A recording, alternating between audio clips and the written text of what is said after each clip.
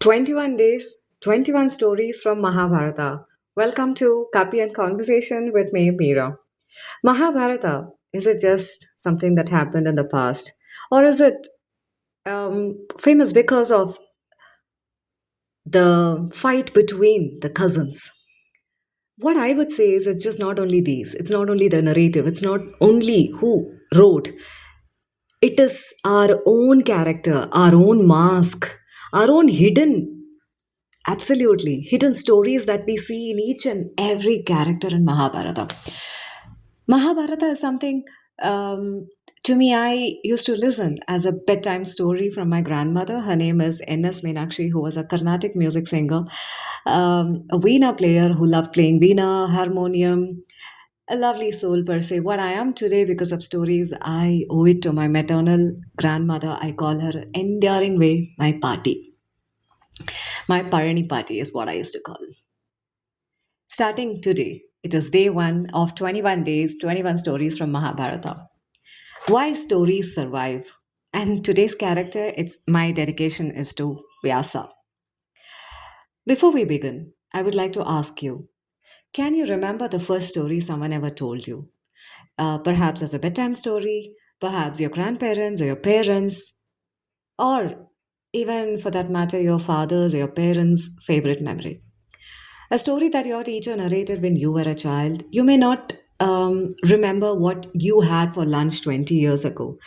You may not remember the clothes you wore on your first day of school, also. But chances are you would, or you may remember a story. Have you ever wondered why? Why do stories survive while facts quietly disappear? Today, let's begin our journey there. Story. Thousands of years ago, there lived a sage named Vyasa. With due pranam to the Guru Vyasa. And awesome, today is Guru Poornima day, and this series I'm starting today. So, my Guru Vandana to Guru Vyasa. When most people hear his name, they immediately think, yes, he wrote Mahabharata. But I often wonder if writing was really his achievement. Imagine witnessing generations, watching families, watching love become jealousy, watching promises becoming prisons, silence becoming a war, wisdom ignored. People repeat the same mistakes. How do you preserve something that large? You don't preserve events, you preserve stories. Because people forget advice, but they remember the characters. They forget rules, but they remember relationships. They might forget lectures, but they remember moments. Perhaps Vyasa understood something timeless. Human beings don't learn through information or facts alone. We learn through identification. We associate, or rather, in today's scenario, what we call it as we tag it, or we would vibe to the stories and the reflections. Just imagine if Vyasa had written the Mahabharata as a list. Let me just share out some names like 10 rules for a family, 7 ways to avoid conflict, 5 habits of good kings. Would we still be reading it today? Probably, or probably not. Instead, he gave us people a jealous cousin, confused warrior, a mother, a teacher, a friend, a king, a child, a charioteer, a person, despite knowing things are going wrong in front. With his eyes open, he was blindfolded. Someone who chose to blindfold her eyes just to respect or just to calm down the ego of the husband. Not because they were perfect, because they were human. And human beings recognize themselves in other human beings. It is a story about stories. When I conduct storytelling workshops, someone usually asks me, why stories? Why not simply just explain and finish it off?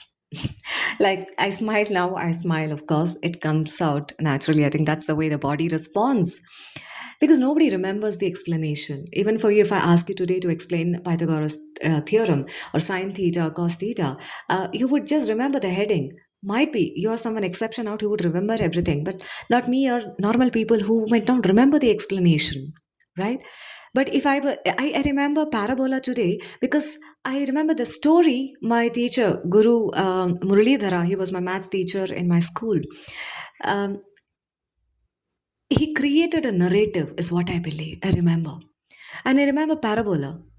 That's a chapter I don't know, I really loved. And when I was given an opportunity to give a session to the class, I chose this chapter and I remember getting, yes, a big round of applause.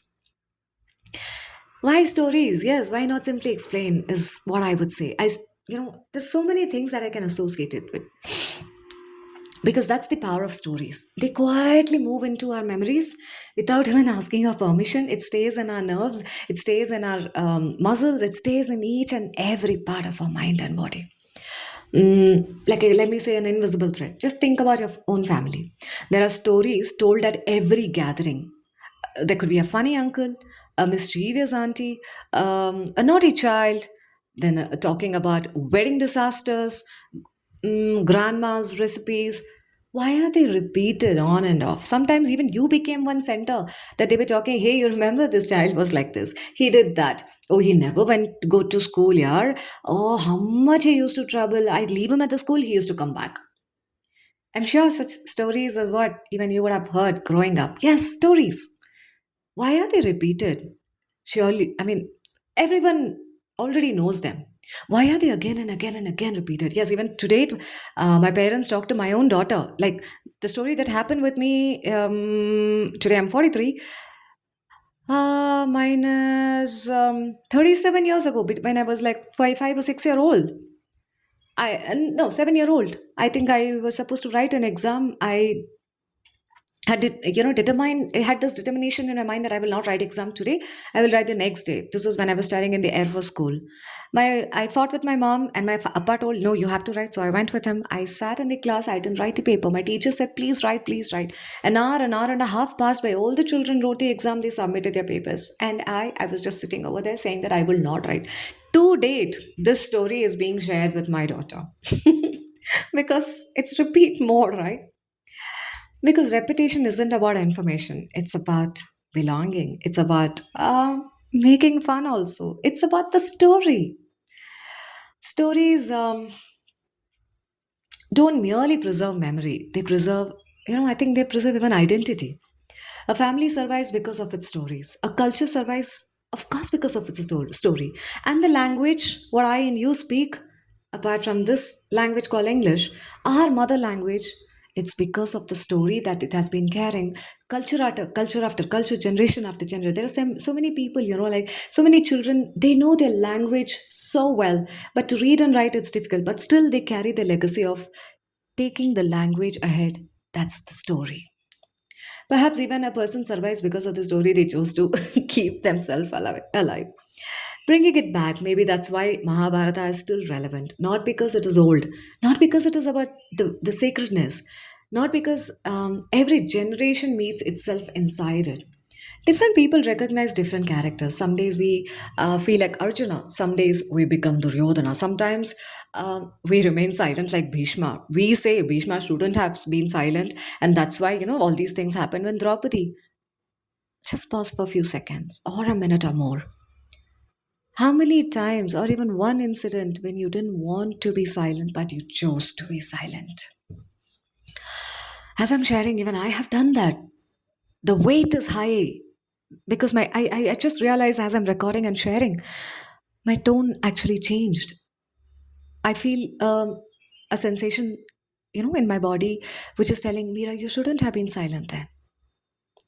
Sometimes we seek belonging like Karna, the one who didn't want, who wanted to be recognized, despite knowing Duryodhana and the team were incorrect, wrong. In the name of gratitude, he stuck onto them. Have you done that? Most of us have done that. The characters stay the same, the reader changes, and suddenly the story also changes. I would like to leave you with three questions that I have today. What is one story your family still tells? Why has that story survived? And what story are you unknowingly passing on to the next generation? Because stories don't survive because they are written. They survive because someone chooses, or someone chose to tell them again and again and again and again. Might be because of that they say, when we say story, a bedtime story, we associate it with grandparents. because parents also have stories, but grandparents have truckload of stories, or the universe load of stories. Over the next 21 days, we want to study Mahabharata. You know it. I know for that for sure too. Well, we'll study ourselves through Mahabharata. Not to decide who was right, not to decide who was wrong, but to discover the stories beneath our own reactions. Because the older stories survive, not because they belong to history, but because they still belong to us. Thank you for joining me.